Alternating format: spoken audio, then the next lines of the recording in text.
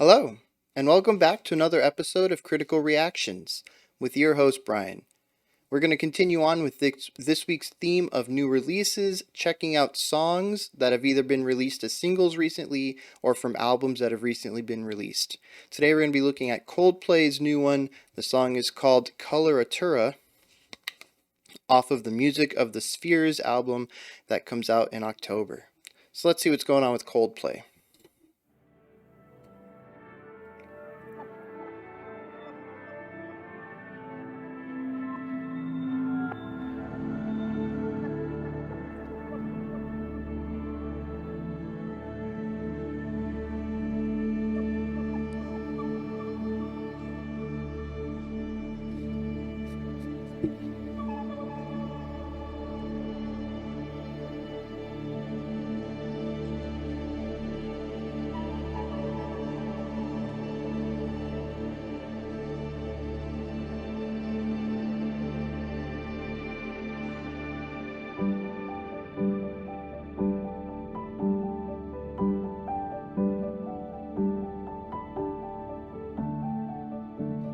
Very interesting. We came in with a bit of cacophony, almost sounding like an orchestra warming up on their own. And we've transitioned into this very beautiful atmospheric piano line.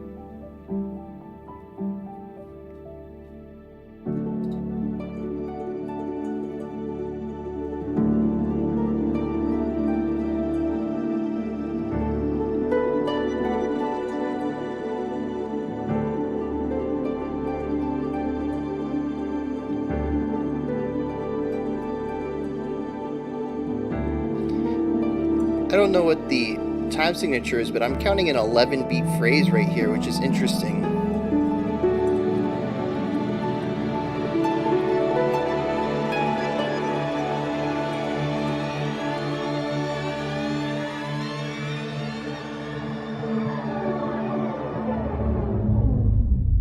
Coloratura, we fell in through the clouds. Everyone before us is there welcoming us now. It's the end of death and doubt, and loneliness is out. Coloratura, the place we dreamed about, the melodies inside yourself, and love come pouring out.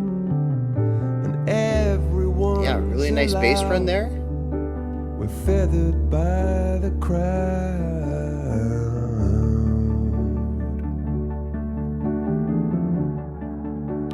Very interesting tonality there. And up there in the heavens, Galileo and those pining for the moon.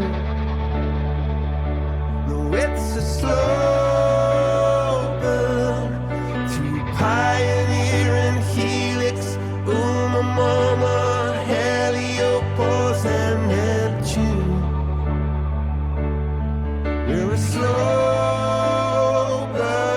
very psychedelic, actually. Not what I was expecting from them. And working off of a slow burn idea here at the beginning. In this crazy world, I do.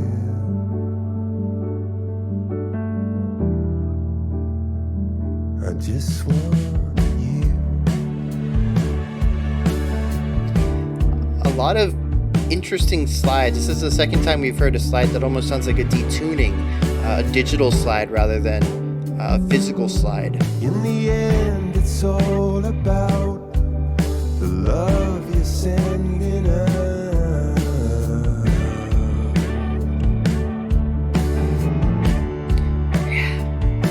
The harmonies on that run up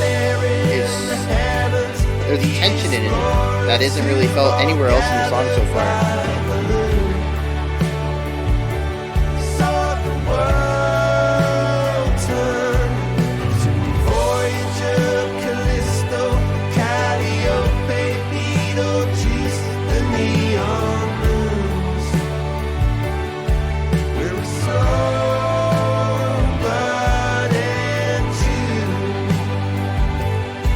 But we're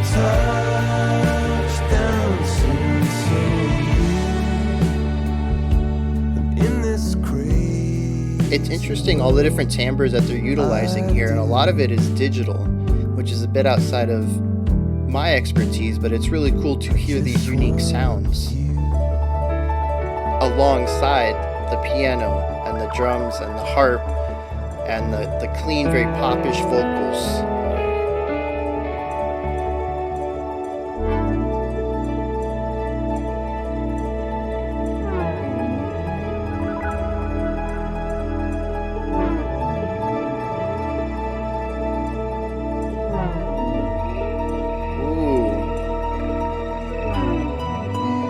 We're introducing a lot of tension going into this. Something that's mostly been hidden underneath is rising to the surface.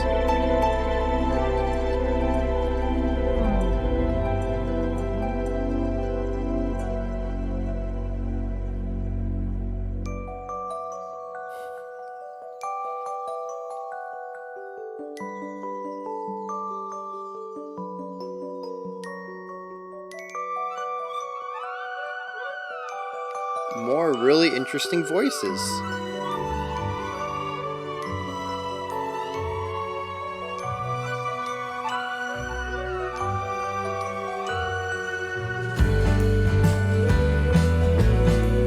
Oh, what?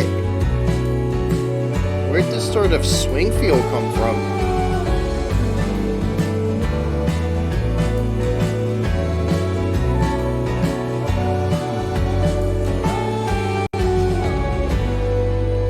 That little section there was in 5. We're going to see where they continue on from that.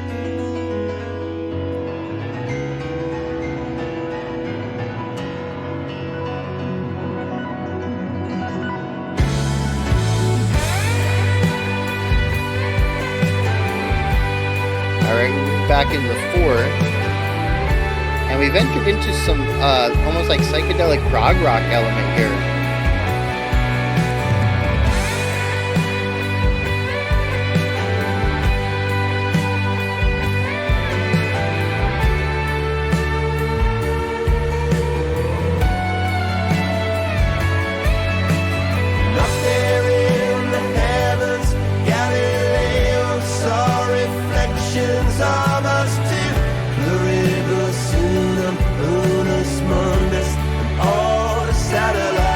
I like that vocal harmony. It's not a perfect fifth, it's harmonious, but it has a lot of color to it.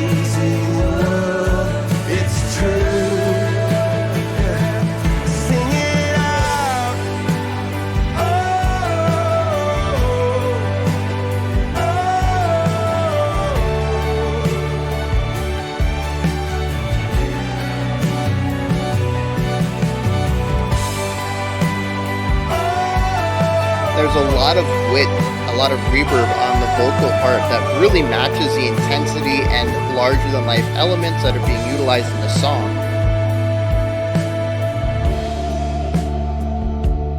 In this crazy world, and another new timbre, another new voice there. I just want in this crazy world, it's true.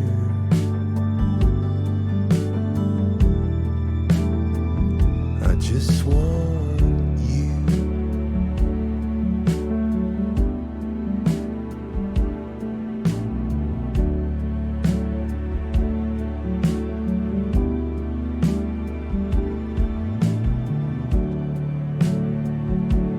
Poets prophesy up in the blue. Together, that's how we make it through.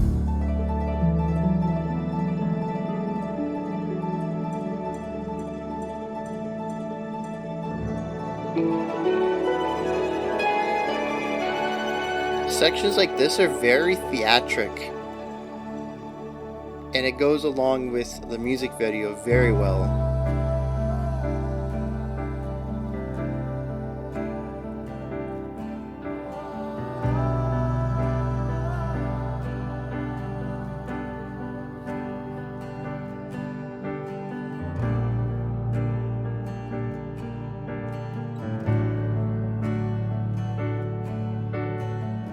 I really like that 2 against 3 rhythmic idea between the piano and the acoustic guitar here.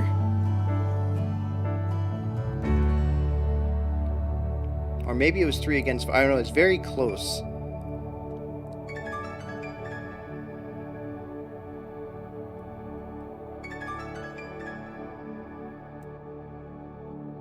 Yeah, I think it was 3 against 4.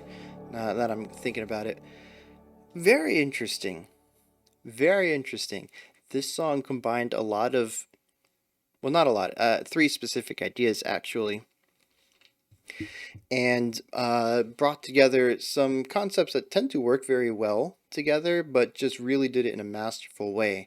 What I see so far right here is a rock group, a sort of an orchestral element, not a full orchestra, maybe like a string element, maybe like a trio or a quintet or something like that, and then the electronica. So we have rock, classical, and electronica, sort of an idea of like the beginning, the middle, and the current, I guess you could say.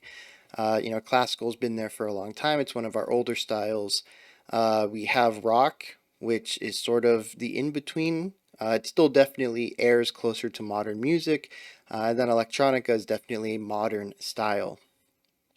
So it's really cool to see sort of all 3 of these ideas um, kind of working together to create this concept of looking to the past and looking to the future in the lyrical content, in the lyrical themes, and just marrying those 2 ideas of past, present, and future, both in the instrumental choice and the lyrical choices.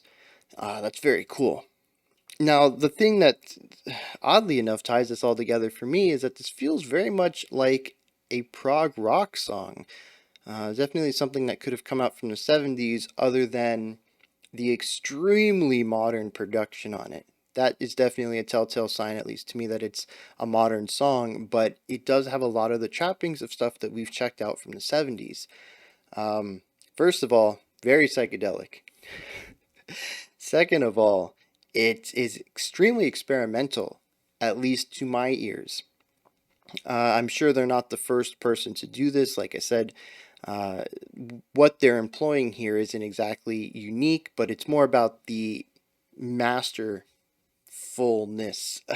of how they're employing these elements.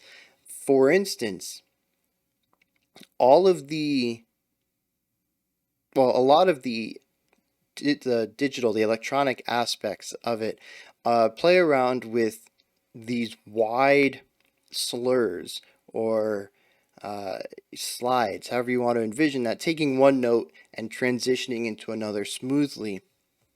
But they're very digitally altered. It's not like taking a trombone and running it down, or using a trumpet and changing one of the slides, or using a legato tongue to slur into a note, or not using any sort of tonguing at all and just changing the fingering patterns. Um, those all give the impression of fluid movement, but compared to stuff like this, where the movement is precisely fluid, it's a very different sound. And it's, like I said, it's something that's obviously very digital, but the way that it's used, when it's used, how it's used in conjunction and contrast to the elements going on around it, it's very experimental. And to me, it really digs into those ideas of, electronic experimentation that we've explored when we've checked out bands from the 70s. I mentioned that we did Prog Rock Week once, and we've checked out a couple of songs from special selection, stuff like Supertramp and Pink Floyd. I think both of those were special selection songs. We've checked out some stuff from the 70s, and one of the underlying things that I really associate with the time is experimentation through technology. We had guitar amps coming in to play. We had stomp pedals coming in. We had new methods of production, and they were really experimenting with how they could play around with stuff. This was the time frame when um, uh, what Iron Maiden? I don't think it was Iron Maiden. Not, I mean, not they're not prog, but I'm trying to think of a. There was a band that we recently checked out from that time period that had this extremely overdone panning effect. They did it like two or three times. Like they did it once, and they were very pleased with themselves for discovering this or really honing it in. And they utilized it many times in the song. And it was just, a simple panning going from the left ear to the right ear, something that we don't even really think about today, but a new affordance in the technology of recording at the time. I think it's a drastically different type of experimentation than modern day prog metal, which tends to experiment more with genre and combining different ideas and utilizing lots of inspirations, messing around with time. Dream Theater is really big on time stuff. Um, a lot of modern progressive stuff is experimenting with the music, but the 70s form of experimentation, at least from what I've seen, is experimenting with sound. How we create the sound. There was one song, it might have been Judas, it might have been the Judas Priest track actually, that had like six guitar tones in it. Just really experimenting with what kind of sounds they could create utilizing this new equipment and technology with their, cabinets and amps and pedals and stuff. And that's what I'm really feeling here. This song is not extremely experimental with the music itself. A lot of the sections go on for a very long time and don't have a lot of movement to them. The opening, after we get past that intro section with what I felt was sort of the warm up, the cacophony of it all, we enter into the first verse, give or take, and that must have been at least a minute and a half or two, and it was mostly the piano and the vocalist. And I think there was a second layer of vocals, maybe harmonies there. And that was really it. The drums didn't come in until like 5 minutes in, and that's when we started to see more layers. So a lot of this song really sticks with a single idea. And the time signatures really aren't that odd. There were a couple of changes. There was a 5 I felt in the middle. Most of the stuff that had vocals on it were in 4. There was that 11 at the beginning, but without any sort of rhythmic element. It could have just been a time signature I attributed to it because it was rather chaotic. So there's not a lot of experimentation with song structure, with time signature. There isn't a lot of experimentation with even melody. A lot of the melody is very expected, very comfortable, I suppose you could say, very palatable. There's just not a lot going on that I think really pushes the boundary of music itself. However, the song sounds interesting. It continues to pull me in with the sounds that they're using and the way that the sounds play off of each other. And to me, it is an experimentation with, again, sound and how technology has afforded us new ways to explore sounds. And I just think that's, I don't know, maybe I'm the only one feeling this. It feels very 70s prog to me, a very modern take on 70s prog experimentation. The psychedelia just probably kind of puts me in that mindset already, but there are a few moments here that are very psychedelic in atmosphere. And atmosphere is kind of the key thing to this song, isn't it? Like I said, there's not really a lot going on with the music. I can't really say there's anything really interesting in the musical department. There's some really nice bass runs. There is some nice counterpoint between a couple of the vocal lines and some of the harp and piano stuff that was going on. But for the most part, we had a fairly simple idea of creating a foundational work that provided some chordal direction. And then the melody line, which is most likely vocals in most of those cases, on top of that. So, other than being a 10-minute song, a lot of these ideas I'd say are fairly standard for Coldplay with their pop rock kind of element. And yeah, the experimentation's really in the sound. Where was I going with that though? Oh, atmosphere. The atmosphere is what continues to draw at least me in. Besides the sound of things, it's this feeling of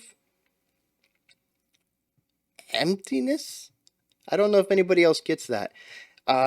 it's maybe not emptiness, isolation, feeling small. Maybe that's it. The song makes me feel small, like a small person in a very big room. Like being an ant in a typical, entertainment room or a den or something like that. A bedroom or a kitchen.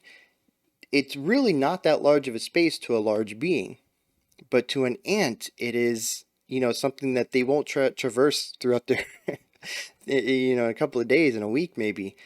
It's just this enormous place, and that's kind of what this song makes me feel like. It makes me feel very small, and a lot of that can be attributed to these very atmospheric, spacey sounds. There's a lot of elements in the song that kind of attribute to what I kind of feel like is generic allusion to sci-fi and space. Um, and a lot of that is sort of that phaser sound that they utilized a lot, especially with those quick slides. And that's the one that sticks out to me. But there's quite a few sounds in here that I kind of attribute to sort of that generic sci-fi sound. It is interesting though, there's no brass. And we were actually talking about this in the Discord about a month ago, I guess, talking about how sci-fi is very predicated with brass, French horns specifically. A lot of sci-fi soundtracks have French horns in them, and it is interesting that I'm getting this sci-fi sciencey space kind of feeling, and there isn't a single brass instrument. It's very cool. I don't know if that was purposefully done, that they just completely ignored that, or if they just never even thought of it. I don't know. I never noticed the brass and space connection until someone brought it up. So they could be in the same boat I was, just having no clue that that's just, kind of something that a lot of composers have done. But where was I going with that? I don't know. I'm very scatterbrained today, unfortunately. But oh, the space thing. So there's a lot of spacey sounds in here. The imagery, of course, is of space and gases in space and all sorts of space movement. There's a lot of talk in here about exploring and going on voyages past, things that we can see in a microscope, in a telescope, but haven't necessarily reached physically yet. Um, so there's a lot of the words are about the vastness of the world we exist in, and exploring that. The visuals are very spacey and about things that are outside of our planet. And then, like I said, even the music kind of encompasses this sort of the beginning, the current, and the end kind of idea. So there's a lot of large concepts going on in this song, not to mention that I talked about this a little in the middle, but the song is huge. The vocals have a large amount of reverb on them to give them an extended amount of width, which is necessary for the atmosphere of the song. The song is huge. Even in the quiet moments, there's a booming aspect. There is, a lot of space. Even though some of that space may be empty, it's like looking at a painting, a huge painting. We're talking like 100 inches corner to corner. And maybe there's just a little dot in the middle, and that's the only paint. But the white space, the negative space, the part where there is no paint is still part of the picture, even though there's nothing there. It still amplifies that idea of largeness, of vastness. And that's sort of what's happening here, even in the sparse sections at the beginning, like when we have just the piano and the vocals. There's not a lot of space being taken up. It's not as wide or as big as some of the sections closer to the end of the middle, maybe about 2 to 3 minutes left in the song, where, we have layer upon layer upon layer and just so much going on. But even without that, there is something large about just that piano and vocal. They're not taking up a lot of space, but you can still feel the amount of space that's left, or at least I could. I don't, like I said, maybe that's just me, but the whole song just makes me feel tiny, so small. And that intrigues me. I love art that can make me feel things. I don't necessarily think I enjoyed this song on a casual listen. It doesn't quite have enough meat on the bone for me to get engaged with it. And some of that just comes down to some of, the lacking of song complexity as far as the structure goes, and the sections themselves not really having a lot of harmonic and melodic aspects. It very is a textural, atmospheric song from start to finish, and that is fine. I'm not putting that down by any means. Everybody has different tastes. And like I said, the end result still affected me. It got me to feel something, and that is honestly the highest praise for any work of art, whether I want to return to it or not. But I am intrigued. Coldplay has never been a band on my must listen to list. I've always kind of put them in the same boat as other sort of pop rock bands that are extremely popular, in that they're very palatable, non-offensive music that many people can enjoy. And I appreciate that that exists, but it's just never really been for me, the few songs I've heard from them. But this has me intrigued because this has a lot of the trappings, like I mentioned, of a prog song. And if the whole album is based on this concept, voyaging through space and exploring these human feelings of possibly something larger than the planet itself. I don't know if this is the debut song, but the album is called Music of the Spheres, and being that this is a very spacey related song, the spheres could be planets, in which case they could continue on with this theme and look at these human ideas of, what is our place, not just in our city or in our state or area or country, but not even the planet. What is our place in the universe? What is our place in everything of our reality? And assuming that this is the debut song, the title, not the title track, the first song on the album, I could see this idea of going to Coloratura and exploring the cosmos on the way there being some sort of concept proggy style album, and I think that would be an interesting listen to. Now, that's all conjecture. I have no idea where this song fits on the album, if the rest of the album is anything like this, if it is a concept album, I don't know.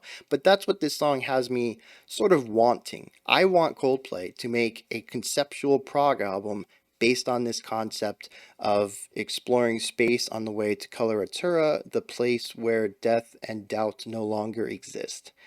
I think that would be phenomenal. I'm down for that. Anywho, those are my thoughts on Coldplay's Coloratura. This is where you guys come in, though. Hit me up in the comments. Let me know if you enjoyed this or not. Let me know if you guys were taken off guard as much as me. This is just not what I peg Coldplay to be. So I find it interesting that I'm so interested in, this album. I will definitely be checking at least one or two of the songs out on October 15th when it comes out. And if it really grabs me, I'll be looking at the whole album for sure. When you're done commenting, you can head up to the description box. There's a link in there for Linktree, which is a nice website that contains all of the links associated with the channel. Whether you want to support me on Patreon, join the Discord community, follow me on Twitter, submit a special selection, it's all in there. Above that, you can like, subscribe, and ring the bell. I'll be back tomorrow at 5 p.m. Eastern Standard Time, 9 p.m. UTC. We will have a double video. As I mentioned in the community post, Tuesdays and Thursdays we'll have a special selection alongside the themed video. Alright, until next time, remember to be critical but not cynical of the music you listen to, and have a fantastic morning, afternoon, or evening whenever you choose to watch my videos.